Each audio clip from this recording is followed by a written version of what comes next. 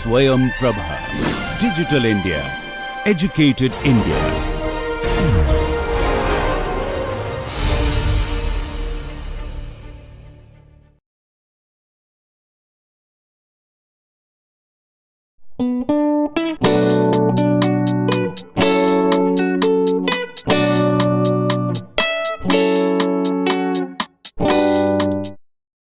Greetings to all the learners. So, now we have come to the last session of this course. We will continue to discuss on the Energy Conservation Act. In today's session, we will be discussing about the various schemes which have been launched, which have been initiated under the Energy Conservation Act. So, in this we will be talking about perform, achieve and trade scheme. We will be discussing about the standards and labeling scheme. We will also talk about energy conservation building code, and then we will also have a cursory look on other schemes which are being implemented under the Act. Now, let us look at the perform, achieve and trade, and also please take note of this fact that all these schemes are being suggested by the Bureau under section 14. So, perform, achieve and trade is one initiative which basically got patronage under the National Mission for Enhancing Energy Efficiency, and then it has also got a legal status under the Energy Conservation Act, because that mission, if you can recall, we have discussed in one of the sessions, was plan of National Action Plan, and one of the mission was this energy efficiency mission announced by the government. This perform, achieve and trade is all about encouraging the industry to achieve the energy saving target, and if they are performing better than that, then they can get the certificate and trade the certificate in the market.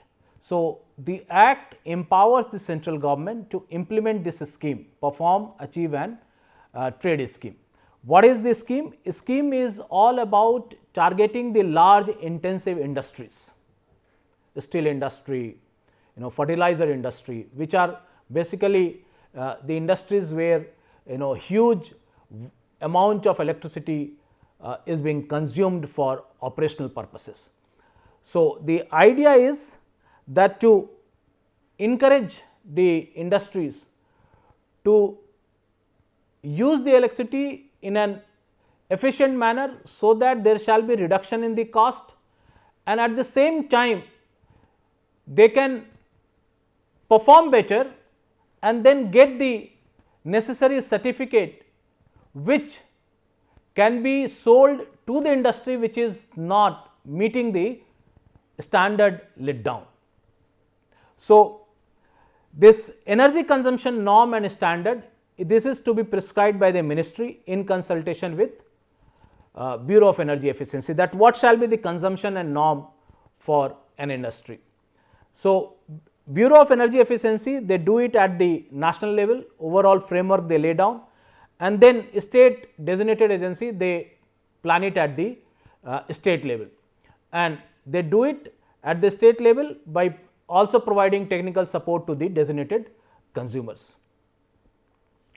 Now, industries, as I said, which surpasses their target, the one who is performing better. Now, for encouraging them and not to stop at that threshold, there is a scheme which was suggested that let them perform better, and for the same let them be entitled to get this energy saving certificates by the central government, and which can be traded, and we have studied that this trading shall happen through the power exchange. Now, one point to be noted, that this is something where certificate is given by the central government, it is not given by the Bureau of Energy Efficiency, unlike what we have seen in the Electricity Act. The second scheme is on the scheme of standards and labeling scheme, which was introduced in 2006, where the central government notifies the standards and labeling as it has been suggested by the Bureau of Energy Efficiency. They do have a responsibility, and this is more of communicating to the end consumer that if you buy the appliances, if you buy the equipment, it would help you in saving the cost. So, this is more like giving choices to the consumer, and through that creating a sort of ecosystem where consumer would be bound to go for the appliances which will save the cost. On the other hand, it also suggests the mandatory selling of the equipments only with standards and labeling prescribed by the central government. So, it has both the components voluntary and mandatory. So, it lays down the threshold level, it lays down the minimum energy performance standards for equipments, and then no product shall be allowed to be sold in the market unless and until it meets that standard. And that is why it says that labeling is sort of information to the consumer that what is the performance of the equipment, how this equipment will help in efficient use of electricity, in minimizing, in optimally maintaining the consumption. So, as I said, it is both mandatory and voluntary. For example, when you look at the mandatory, you find that air conditioner falls into the mandatory category, distribution transformers falls into the mandatory category, color TV you find that it falls under mandatory category, and then you have a voluntary category: pump sets, ceiling fans, washing machines, computer and all. But then as I said to you that awareness plays an important role. If there is a very successful campaign to inform to the consumer that even if you pay slightly higher for a better rated equipment, in a long term it will be helpful in maintaining the electricity bill, it will be minimizing your electricity bill. So, the labeling plays a significant role in that process. So, awareness has a significant role. This campaign will certainly be bringing a transformational change in the purchasing pattern of the consumer. Now, for labeling purposes, Bureau consults the technical experts, it consults the industry people also in order to arrive at the different star rating. You must have seen when you buy the appliances, there is a star rating which has been given. A state designated agency or inspecting officer has a responsibility to enforce the compliance under the Act. Now, you have also energy conservation building code. Now, you kindly observe the transition which is happening. It was initially thought that let the energy conservation be targeted only for bigger industries, energy intensive industries. Gradually, a thought process has come that even commercial complexes, residential complexes, they are also consuming electricity in a large volume, and there is a possibility of saving the electricity by scientifically designing the building without compromising on comfort. And for the same, energy conservation building code was notified in 2007.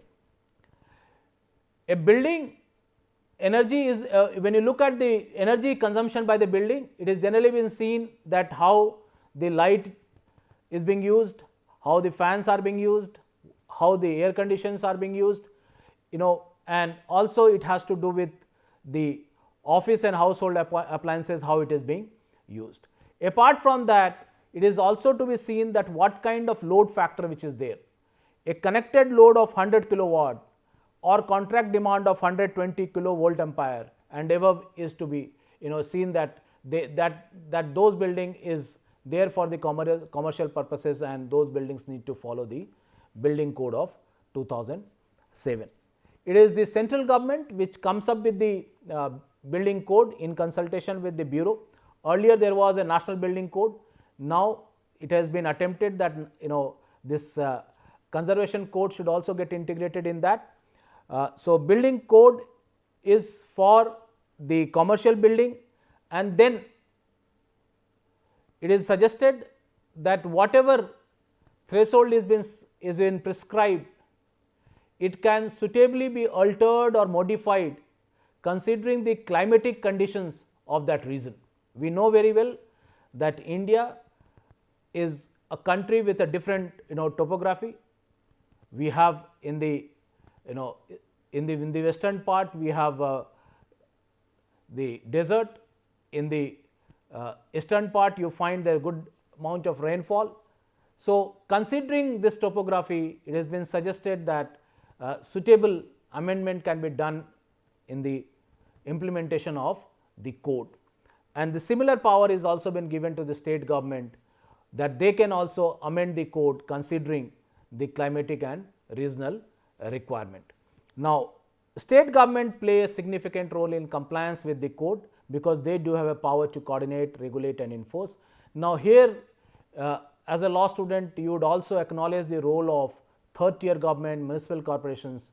Municipality comes up with the bylaws which generally is being implemented for the construction of residential houses, construction of commercial complexes within the municipal limits.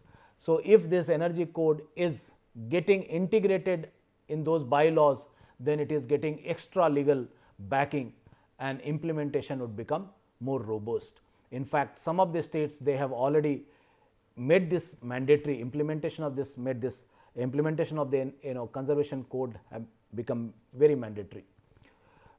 Then you have the very point that central government develops the code and then implementation is there for the Ministry of Urban Development to take up. Obviously, in the case of building code, it is the owner who becomes the designated consumer, and the responsibility lies on the owner to ensure the compliance with the code, and it is the energy auditor who shall be verifying that whether the owner is meeting the requirement, meeting the standard or not, and it is for the designated agency to enforce the same.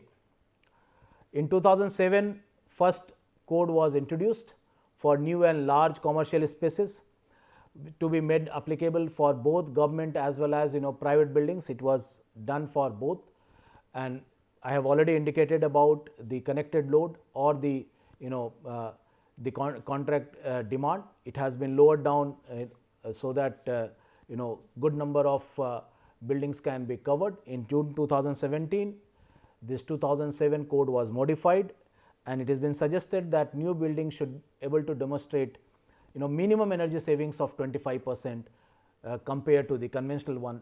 So, obviously, what we are moving towards is the greener building, so that lesser appliances are to be installed, lesser number of air conditioning is to be installed. It would not only serve the purpose of managing the electricity bill, but it would serve a larger purpose of mitigating the challenges what this humanity is facing from global warming. 2018, we have a code also for residential buildings. 2007, we have seen that there is a code for the commercial complexes. 2018, we have a conservation building code for residential buildings. What it says, it basically aims to benefit the occupier, benefit the owner, benefit the one who is enjoying, who is staying in the building, and the idea is to design the building in such a way so that the natural light would be available, so that optimal or minimal optimal use of energy sources would be there, and the use of energy sources would be required only when it is needed. So, this is been suggested for construction of home, this has been suggested for construction of apartment or township. It is only for the construction purpose. The building code does not cover water and other related aspects, and it also takes into account the different climatic zone what we have in India: hot, dry, warm, humid, temperature and composite and cold climatic zone. We also have other program. We know very well that agriculture sector is one sector which consumes a lot of energy, and therefore, it has been suggested that let there be a demand side management in agricultural sector. 2010, this is what was introduced, that agriculture sector should adopt energy efficient pump sets, because irrigation consumes a lot of electricity, and therefore, it has been suggested that let that pump set be used of those which are meeting the standards laid down by the government. Also, a municipal demand side management has also been suggested in 2015 for street lighting. Again, this is to minimize the uses of electricity which are there for common purpose places, and that is why it suggested that let the energy efficiency be a mantra, be a driving fact for street lighting sector. Apart from that, you have other programs also. You have Ujala scheme, which is to provide LED bulbs to people at the affordable price. If you look, I mean, all of us have witnessed it, all of us have experienced it, that the government has come up with a plan to provide LED bulbs on a very affordable price, so that people should replace the older bulbs. The LED bulb, the bulb does not only give brighter light, but it also saves in on the front of electricity bill. So, this is an important program for energy security, for energy efficiency. Then you have a domestic efficient lighting program, which is again of 2015, which is to promote efficient lighting in domestic sector. I mean, these days you find that LED is becoming very popular, older tube lights are getting replaced with the LED tube lights. And then you have energy efficiency financing platform, which is again to facilitate the financing aspect of the developer for implementing the efficiency program, because you need innovation, you need entrepreneurs to come forward and suggest the necessary technologies for achieving a better target, and for that you need to financially support at the initial stage, and for that this program was also designed. These are the references for the sessions what I have taken on energy conservation, and with this I conclude the session, and I also with this conclude the overall course on introduction to law on electricity. Thank you very much.